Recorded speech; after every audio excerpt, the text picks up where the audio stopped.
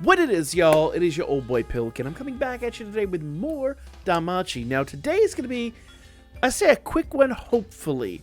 It's been a long time since we talked about 7th Zone, and with a lot of new players in the game, I want people to understand basically not only how to run 7th Zone, but why this is important, okay?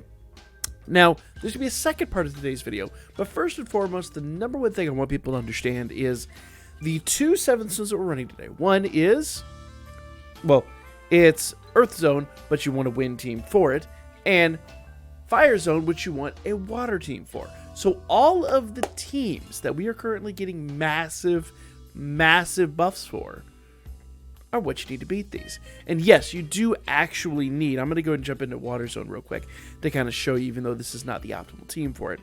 The reason that you want to have a team that's specialized for this is simply because your foe, well, is really only susceptible to that team type. So you'll notice here that while wind is debuffed, it's only down to 75%, and that's positive 75%. So when it comes to, I guess, fighting these fights, I could do this with a wind team, but there's no way I'm getting this done in 20 turns. It ain't happening. Especially when your foe will buff himself, and that buff then takes us up above 100%. Literally, then you're relying only on your strength and your magic, and you're at a major disadvantage. You have no typing whatsoever at that point, and it becomes extremely tough. You could do it, we've done it before, but it's not worth fighting. It really is not. Especially when they're giving us two foes that are specialized for these two, basically for the two types that we recently got buffed with the anniversary. So, if you're new at the game, make sure you're paying close attention to that. Now, when you're building a team, do note, and I'll go in here one more time. Oop, no, we don't want to auto-run this. Hit the wrong button when he's done doing his thing here. So you will notice right away that every number in red is a number that I've affected. And I can already tell you the numbers basically equate to, he's down 50%, I believe, to water. Yes. So it says water attribute resistance down 15%. So we go up here and add another 15%. So he's down 50%. So when you're debuffing, you want to make sure you debuff accordingly. Okay? Now, you will notice that wind is down 75%. That's because it's another 75% debuff. And it's going to normally be 90%. Plus, like I said, he will buff himself and take that up to 110%. Now, physical resist is down 20%, and that's because physical resist has been debuffed 20%. Pretty straightforward. That's self-explanatory. And so magic being 0%, both physical and magic are 0 in this particular instance. And in fact, I believe in both instances today, that is going to be the same. So you want to make sure you come in here with the right teams. You can build it physical, you can build it magic, you can do a mix of the two, but you need to make sure you run a water team for Fire Zone and a wind team for Earth Zone. And once again, if you've been summoning on the current round of banners, you will have something that can take this on. Now, the rewards. Basically, you get the Sharp Carbon Auto Rock, and I forget what the other one is called, but it doesn't matter. These are the items for Weapon Ascension. And if you're not familiar, I've actually done a whole video on the difference between what an Ascended weapon does and what an Unascended weapon does. And in this stage of the game, if you're going to be competitive in anything, be it war game, Record Buster, whatever, you've got to ascend your weapons. You really need to. Now, the reason, I'll go ahead and wrap myself out here, the number one reason that I very rarely run this anymore, or I run it, but I like wait till the last day, and I do kind of like, you know, half-hearted runs, is because if I go down here to Equipment Ascension, after you've run this enough times, you're going to be sitting on 190 of these items. And yes, I do have some units that I can still ascend. A lot of this is just me being lazy. And most of my, like, this is my sixth, I think, breastplate, so most of those are ascended. And over 1,500 of these. And yes, I do have actually some items in here that I need to ascend. Earth coat, you know, any of my coats I need to ascend and things like that. A lot of that's just come down to not having the Valis to do it.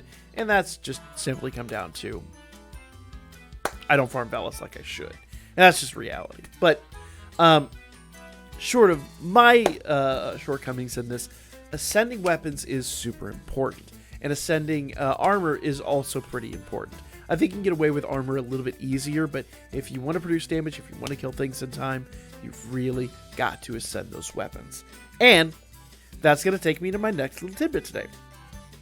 We're going to take on Earth Zone. And we're going to take it on with this team. Now, I believe all of my weapons are fully ascended. That is level 90. Level 90 is fully ascended. Level 60, I believe, is the highest you can get without ascension. So she's level 90. Let's see. Echoes of the East. That's level 90. I don't really care about hers. And the other Haruhime should also have the other. Yeah. So both my Echoes of the East, notice, are fully ascended. Because now you're running multiple Haruhime teams. And, you know, that does become a thing. Also worth noting, I am running the stun anklet on this team. Because our opponents do stun in 7th Zone. We did have a double ailment 7th Zone not terribly long ago. I meant to cover that and I didn't. But do be aware that double ailments could come back. I haven't seen it on this one, but they could come back, so be aware of that. But for now, it seems like right now, the stun anklet is more than enough to take this on. Now, what I'm going to do today is I'm going to do a little test for myself. Notice all my units are fully ascended, all my weapons are fully ascended, and all my units are maxed out. I'm going to try to beat this in 5 turns. Sounds insane, but it's possible. Okay, so we're on attempt number 3. Third time is lucky, and we're going to try a slightly different build with this team. Now, the biggest problem I've got is I've got 2 AoEs on this team, and they're not preferable. But we're going to try to make it work. So let's continue. Fingers crossed we can actually do this. I don't know that we can, but we're going to give it our best shot. All right? So first up, I'm going to once again do a 1-3-2 build with eyes. The 3-1-2 build is good for some events, but longer events. I think the 1-3-2 build is a little bit faster. I've gotten quite a bit more damage out of it that way. Now, I am aware there's some question to that, but I'm going to do it this way. I'm going to do normally I do a 3-1-2, where I do skill 3, skill 1, then skill 2, and spam that. I'm going to do a skill 1, skill 3, then skill 2. The downside is with this eyes, she doesn't get her double attack until she does skill 3, but she doesn't get her buffs until she does skill 1. So basically, you've got a choice. Are we going to get our secondary attacks on turn 3, but get our, start hitting harder on turn 2? Or are we going to get our secondary attack on turn 2, which is a bigger hit, but then do our hard hits on turn 3? It's a tough call. I'm going to stick with 1-3-2. That's what I'm going to go with her. I'm going to do skill 3 with Ray right here. That's going to give everyone 33% SI gauge charge. Now, Yukina's a bit of a wild card here. Yukina's a tough one. Because Yukina... The biggest issue with Yukina is that she's mostly AoE. So we're basically having to do 2 turns of AoE damage before we get single target damage. That, I think, is drawing us back a little bit, but I like what she does for the team, so I'm going to keep her and try this one more time. Now, then we've got our single target Haruhime, who really needs no introduction. She's been around for a really long time, and skill 1's going to give her big buff. So, and the nice part about this Haruhime, now, not the new one. Don't confuse this. This is an older one. She basically is a 1-2 build. Her skill 3 is really only needed when she runs out of MP. So she'll be fine here. She'll be doing a great job. So, like I said, we did skill 1. We're going to do skill 3 with Haruhime. Now, this Hestia adventure might seem like a weird choice, but her 100% SI gauge charge is going to pay spades. So we're going to utilize that. We're going to go ahead and do skill 2, like I said, with Yukina, and skill 2 with Haruhime. Okay, now the nice part about Haruhime is, this is it. She's not doing the max damage she can do. She's basically fully buffed out. She's ready to go. She is a 1-2 build.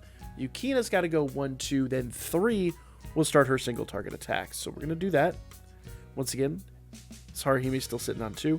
The new Haruhime is also sitting on 2 because she's going to give herself 33% SA gauge charge, plus all the other little buffs and things like that that she gives herself, which will be quite nice. And we'll need those in order to get our double SA on turn 5. It's going to be of the utmost importance to do it this way. Now, Kid Eyes is finally doing skill 2, which is her big hit. Remember I said she was it really depends upon the fight, whether you do 3-1-2 or 1-3-2, but I'm doing skill 1, skill 3, then skill 2, and I've seen really good fast results out of this. It's just for maximum damage. I feel like in the long run, she's a little better the other way around, but she's been doing well this way for me. Okay, now everybody's literally just going to spam their biggest skill. So skill 2, skill 3, and I know she is AoE. Once again, that does hold her back a little bit, but I don't think we really need this skill because we don't need MP heal. We already have critical penetration and counter rate buffed, so I don't think we're going to need that with her. Everybody else has their counter rates and everything buffed. Do they? They should. Yeah. So if I go here and I just basically rebuff the debuffs, because we are going to need that, I think that's going to be better for her. And that's going to be a really, really, really important skill here.